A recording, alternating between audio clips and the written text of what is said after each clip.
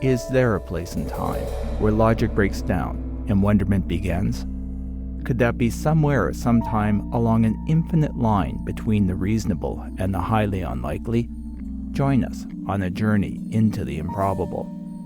Makeshift Stories presents Episode 319, The Happiness Variant, read by Cathleen Connelly.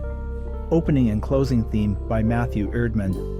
Somewhere and sometime, an outbreak of happiness might be an unintended accident.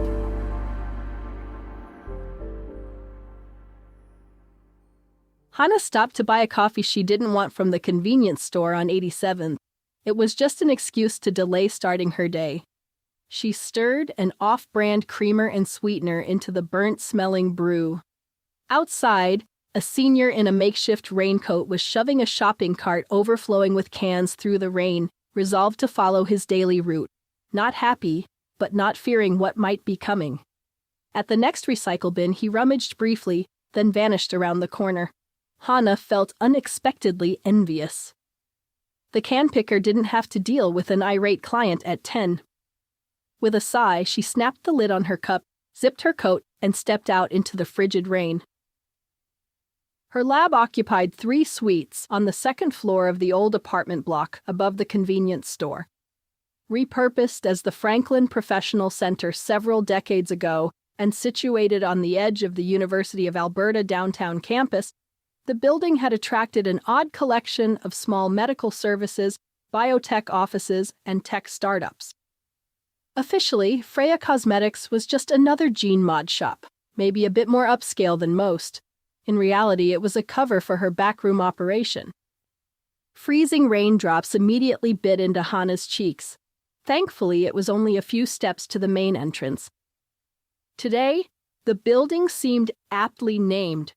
Hadn't Franklin frozen to death on some ill-advised 19th century quest to find the Northwest Passage? Had Hana fallen into a similar trap with the Dining Co. contract, underestimating the challenges, inappropriately staffing the lab, and experiencing plain old bad luck? She pushed the thought aside. Her glasses immediately fogged as she entered the foyer. Hana took them off, squinted, and made her way to the elevator. "Dr. Grabowski!" It was the building manager, the last person she wanted to see. "About your rent. I'm sure it's just a mistake. You're 3 weeks late." The elevator dinged. Hana brushed by the man. "It's in the mail," she lied, crossing her fingers. More than the rent was riding on a good meeting. "Good morning, Dr. Grabowski." Jeff, the receptionist, smiled. "Like my new iris color and no-maintenance hair? Maria did them last week. It should help attract new customers. I'm a walking Freya Cosmetics billboard." He batted his eyes. Hana mentally added up the wholesale prices. The cover operation was perpetually in the red, and Jeff's hand was constantly in the cookie jar. "Morning, Jeff. Want a coffee? I haven't touched it." Hana placed a paper cup on the corner of the reception desk. "Is it from downstairs?" She nodded. Jeff curled his Armani nose. The licensing fees had been ridiculous, but it was a big seller. Any mod shop worth its salt had one on display. "When my 10 o'clock shows up, take them through to the consulting room," Hana directed, making a note to cut Jeff's wages. After all, he was getting his good looks for free, and with a financial crunch on the horizon, she needed to cut corners wherever she could. Only one door led from the cosmetics operation to the true heart of Freya, the gene hacking lab. Backroom operations like hers were common. Competition and new biotech had driven down the price of cosmetic mods, making the gray and black markets the only way to keep afloat. And as long as Freya didn't infringe patents, the zone authorities tended to look the other way. Hana edged past the large glass vivarium housing their current crop of virus-carrying mosquitoes to find Enzo busy at one of the workstations and Maria examining the results of an MRI. "Any luck with the latest mod?" Hana asked, hopefully. Maria glanced up, frustration in her eyes. "Look for yourself. The left image shows mice on a popular weight loss drug. On the right is our latest viral infection, and in those mice, the reward centers are on fire. So far, we've only succeeded in magnifying impulse control. Our infected group could invade a granary and not take a bite. Hana groaned. Great! Well, at least we're targeting the right hormones now. She looked at the wall clock, 9:50. On the positive side, Maria added, straightening her rumpled lab coat, we have the delivery vector worked out. The mosquitoes worked perfectly, and no one would be able to tell our virus from West Nile.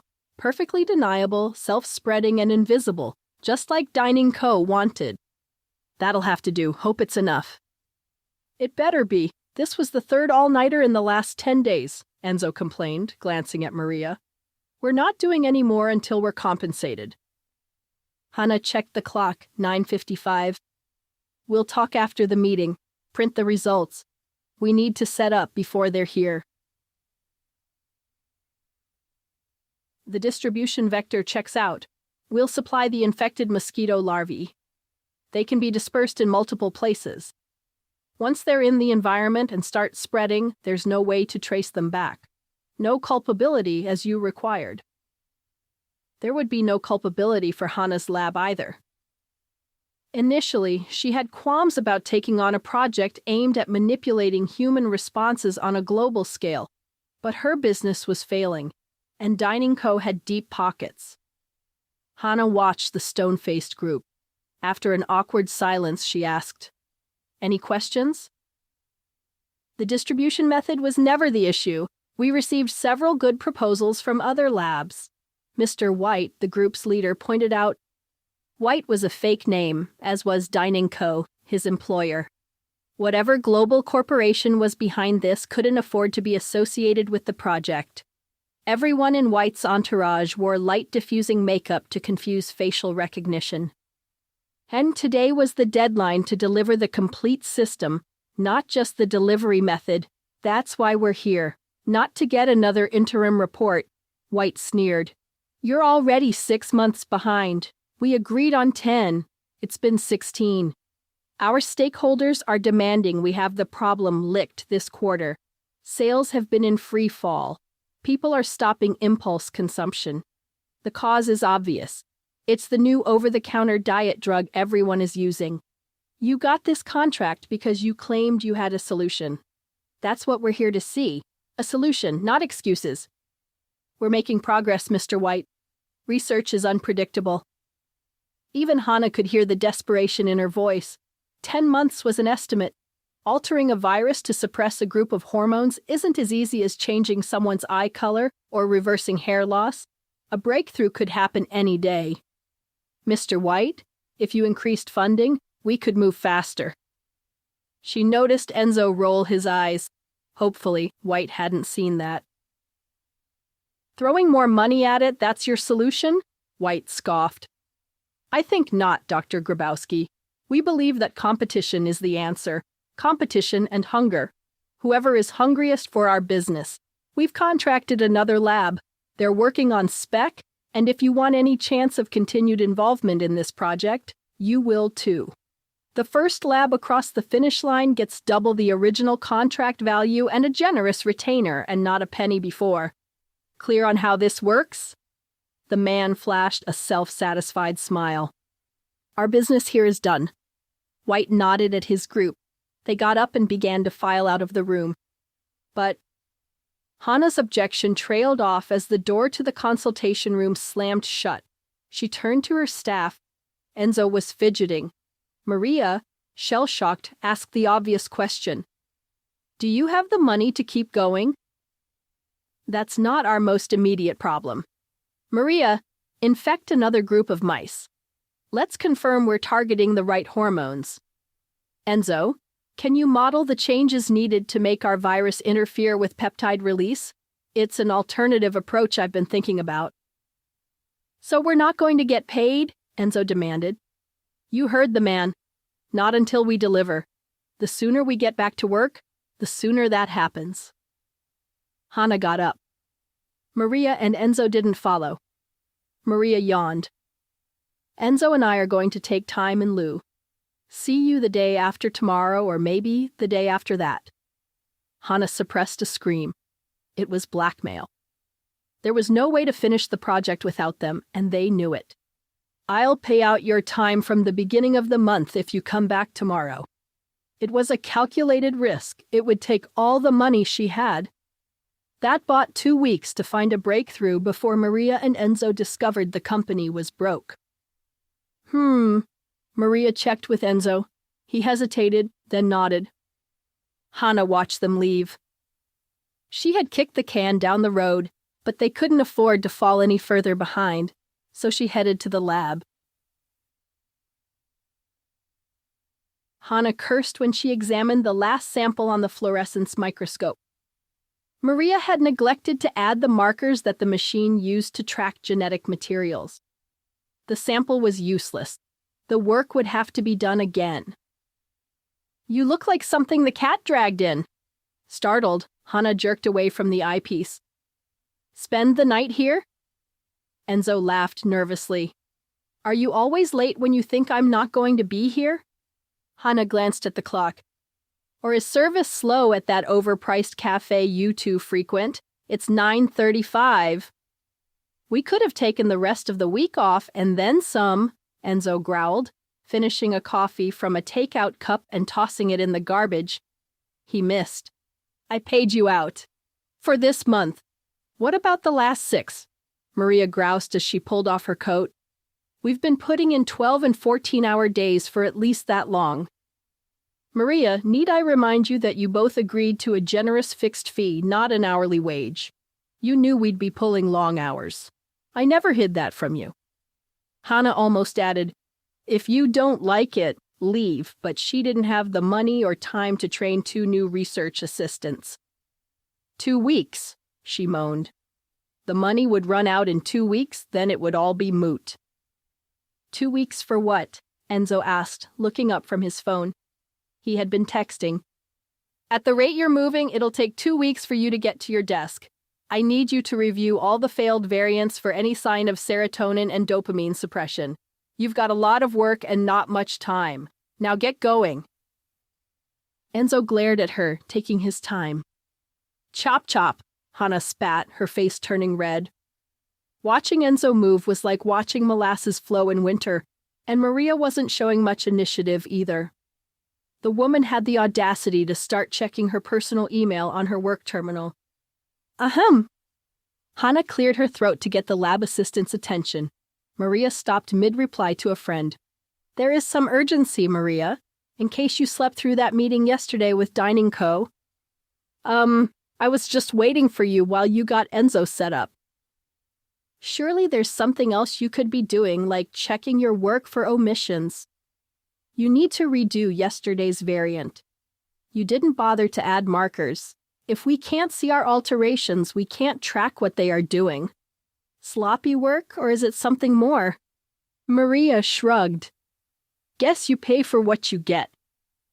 Yawning, she started toward the coffee maker. I thought you just had coffee. I'm just slow getting going this morning. Maria feigned a smile. Really? I hadn't noticed. Once your Royal Highness is caffeinated, redo the sample you botched yesterday. I need it before noon. Sure thing, boss. Maria continued to the coffee station at a glacial pace. Disgusted, Hana turned back to her work, playing with the idea of spiking the lab's coffee with stimulants. A message notice pinged on her terminal from Mr. White. Good morning, Dr. Grabowski. Your competitor has successfully tested their transmission method, airborne respiratory droplets. Quite ingenious. Any number of vectors could be used. Measles, COVID, the common cold, and they've done this in just 72 hours.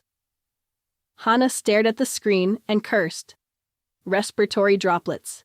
She could use them and combine them with her mosquito carrier method. Initial infection via mosquito bite. Subsequent transmission via droplets.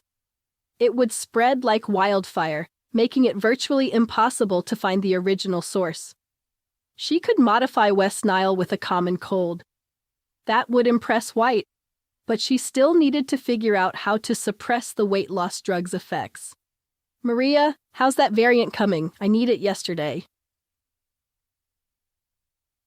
Hana heard voices before she opened the lab door. We're not getting paid enough to take her abuse, Maria complained. Maria, keep it down, Enzo warned. We don't want Jeff in reception to hear us. Look, if we stick together, we've got more leverage. Leverage? How's that going to work? The woman only cares about her research and her bank balance. Hana shifted her weight. The floor creaked. Damn, she muttered. The voices stopped. Shh! Did you hear that? Heavy footsteps approached the door. Hana tiptoed past the washroom and slipped inside. She heard the lab door open. Hana flushed, then walked out as if nothing had happened. Hi, Enzo, the washroom's free if you need it. She brushed by him into the lab. Good morning, Maria. I've got some ideas on a series of new gene edits. Let me show you. Like conspirators, Maria and Enzo glanced guiltily at each other. They worked in tense silence for the rest of the day.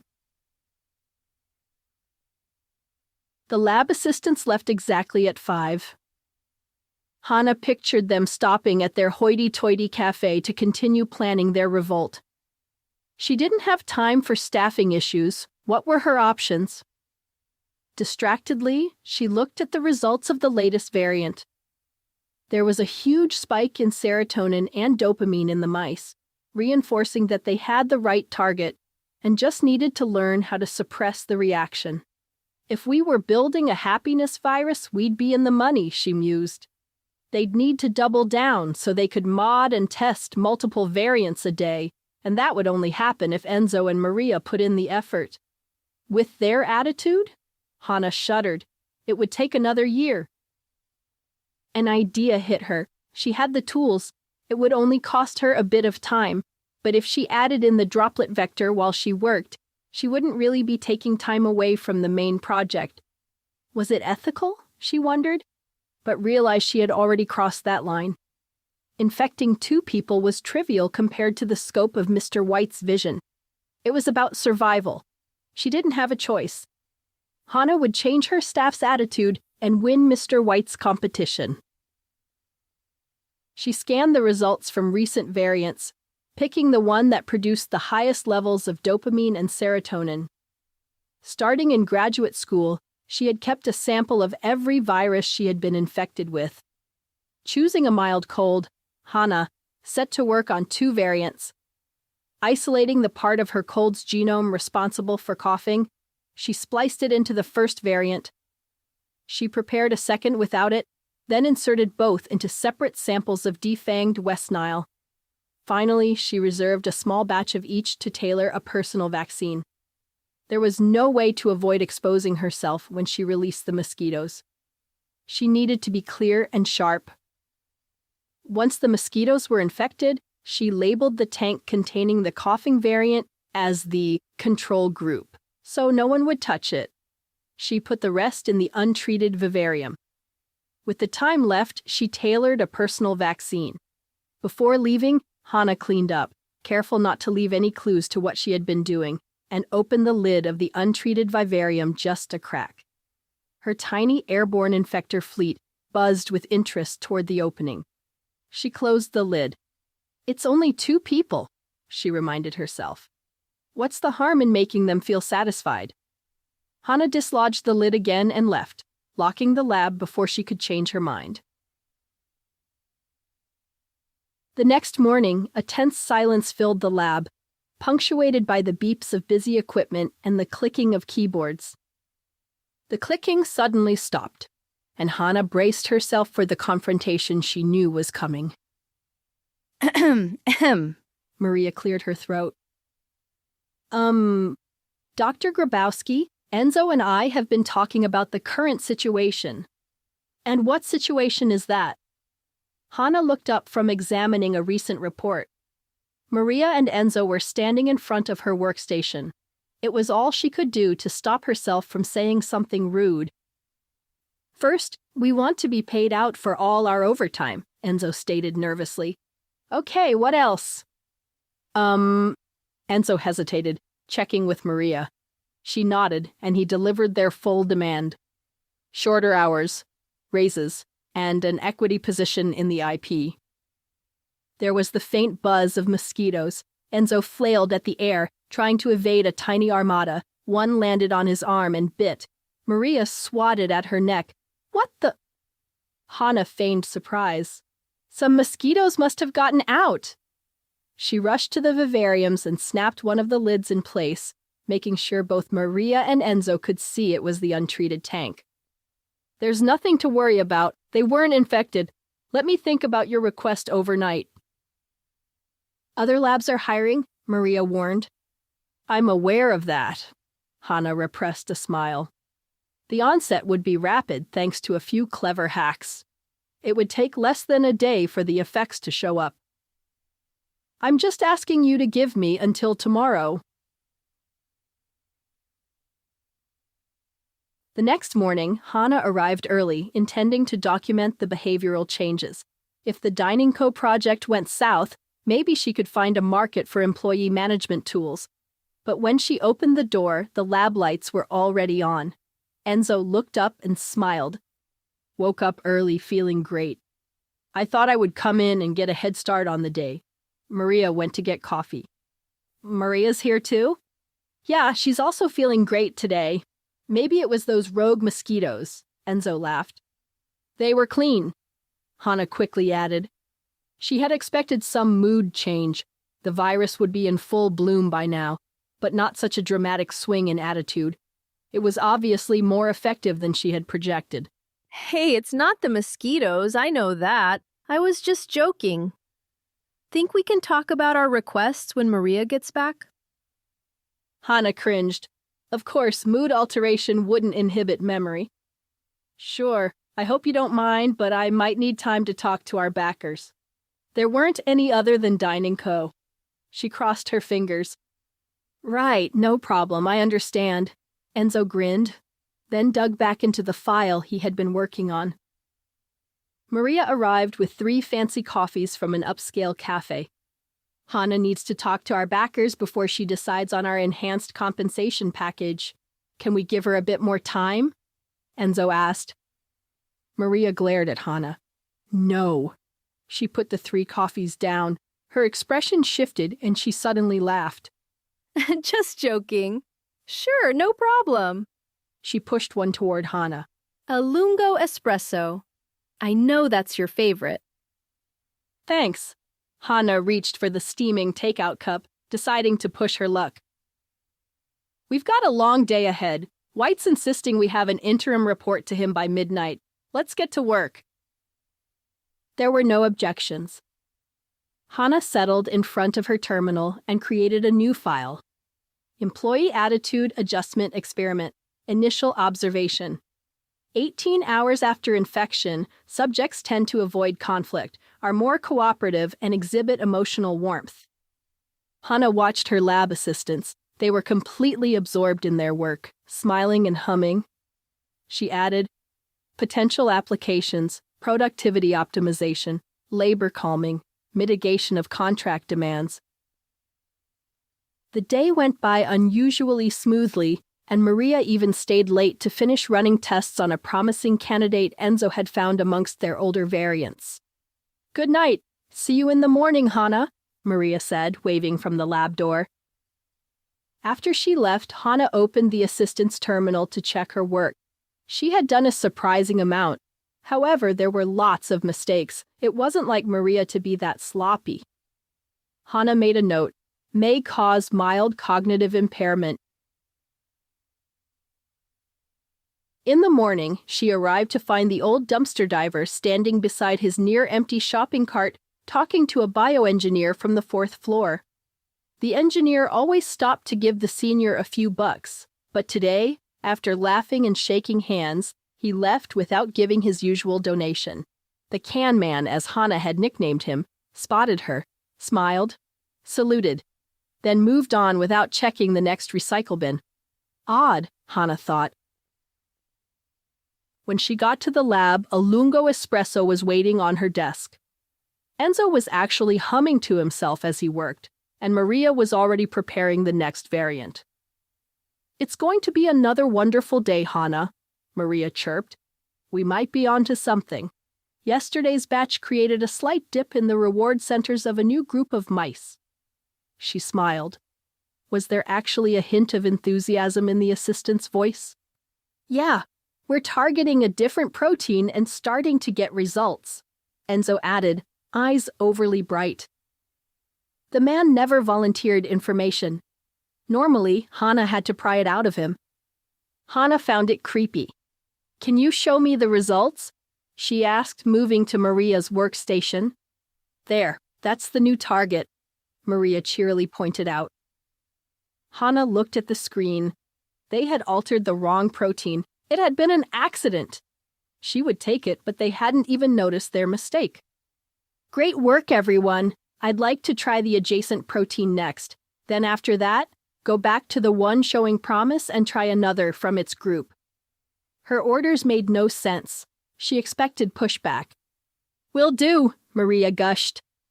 Enzo nodded. Hana fed them a few platitudes, then went to her terminal and opened her observations file. Compliance over rational thought. I could ask them to do anything, and there wouldn't be a challenge. She typed, adding, It's as if their original cantankerous personalities have been supplanted by a need to be compliant, and compliance triggers the reward center in their brains, making them deliriously happy. This shouldn't be a problem as long as close supervision is provided and the work is spot-checked. Hana reviewed her comments. A shiver ran up her spine as she imagined delivery drivers and fulfillment centers infected with her mood-altering virus. Should she be doing this? Hana watched her altered minions work, engaged in mundane tasks. They were satisfied. Was that a problem? Enzo was humming a tune about flying free when Hana arrived. The lab seemed somehow different. Then she noticed the vivariums were missing. A warm morning breeze from the open sliding doors that led to the balcony lifted a few papers off a nearby desk. Both vivariums had been positioned near the railing, lids removed. Her heart skipped a few beats. Where are the mosquitoes? Enzo stopped mid-tune. Oh, it's a nice day, so I let them go. The color drained from Hana's face. It was the control group and the untreated bunch. I'm not stupid enough to release infected bugs. I felt sorry for them, Enzo explained. Let them live the couple of days they have left in the wild. I started a new batch of larvae last week. We'll have fresh bugs for testing tomorrow, he proudly proclaimed. What's the problem, boss? Enzo questioned. It was the humane thing to do, right? They only had a few more days to live. Can you imagine never seeing the sun? They'll breed, Enzo, and mix with the local populations. Sure, but we used an indigenous strain. No harm done. We haven't introduced anything. I think you've been working too hard, Hana. Maybe you should take the day off. Maria and I can keep things on track. Just let us know what you need done. Hana groaned. Should she tell him? Enzo watched her, head tilted like a confused child. For a brief instant, she almost felt sorry for him. Just keep doing what you're doing, Hana directed, then changed her mind. Wait, you've both been working so hard lately that I want the two of you to take the day off. Are you sure? Enzo offered, overly sympathetic. Won't we fall behind? No, I need time to review our recent variants so I can plan our next steps. Do you mind letting Maria know? Sure, no problem. Enzo hesitated. What are you standing there for? Go! Enzo dutifully gathered his things and left. She waited until she was sure he wasn't coming back, then got to work. She had made a vaccine for the standard variant that she had infected Enzo and Maria with, but the coughing one was another story. It contained cold genes, her cold genes, which made her immune, but no one else. Worse, there were no vaccines for colds, so the cold variant couldn't be stopped. It would become a pandemic. She hadn't considered that in her rush to get ahead. The sun was coming up when Hana finally gave up. She wasn't going to find a cure for the common cold in one night or ever, She could release the vaccine for the standard variant, but that would be pointless. It wouldn't stop the spread of the other. Exhausted, she fell asleep. Hana? Someone had been calling her name. Hana pulled her head off her desk. Are you okay? Maria was standing over her, take-out coffees in hand. The sweet aroma of freshly baked pastries leached through a paper bag on the corner of her desk. Hana's stomach growled. What time? 9, 10. I apologize. I'm a little late. I had a great conversation with the man who crashed into my car. Then I stopped to pick up breakfast for us. She enthusiastically beamed. Everyone wanted to chat about what a fabulous day it's going to be. The proprietor was in a great mood. Gave me the pastries for nothing. Maria tilted her head. You've been here all night, haven't you? Hana nodded sleepily. Free? That snotty cafe you go to gave you something free? She bolted up. How far is it from here? I don't know, maybe a couple of blocks. It's on 88th. Less than a kilometer, then. Sure, I guess. Is that important? Maria took an experimental sip. It's still hot. Hana did a quick calculation. The cafe was within the range of the mosquito type used in the lab. Maybe if we're lucky, it will get cold enough tonight to kill them before they breed, she muttered. Kill what? Maria asked. The mosquitoes Enzo released yesterday. Oh, that! He told me about it. They weren't treated. It was the humane thing to do. Sure. Hana suppressed a growl. Maria, can you look into work that's been done on cold viruses? See if there's any breakthroughs on immunizations? No problem. Maria smiled and happily got to work. Hana sat on a bench across the street from the Franklin block. The can man waved at her, his shopping cart brimming with new donations.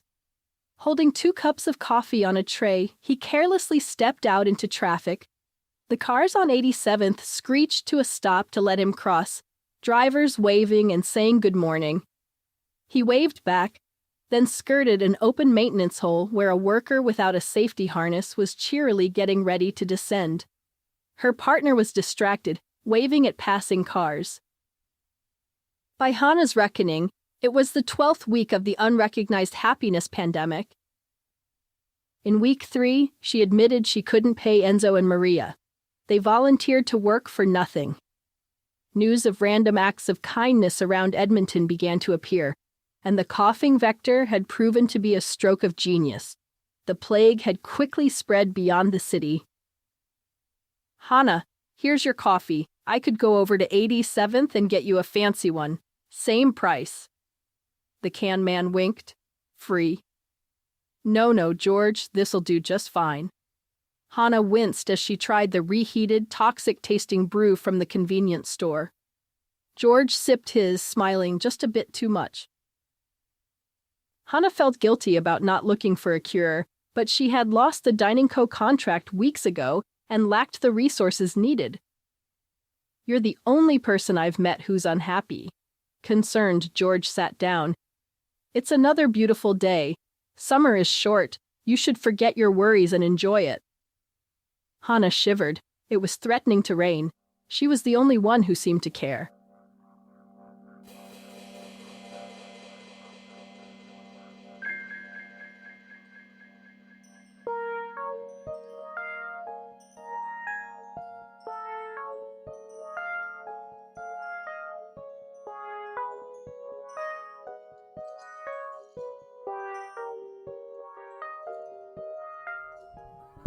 If you enjoyed this story, please share it with your friends or leave a rating and review on your favorite podcast platform. Your support helps new listeners find us and keeps the podcast going. If you'd like to connect with us, please email makeshiftstories@gmail.com or visit our website at makeshiftstories.com. Makeshift Stories is released in the first week of each month.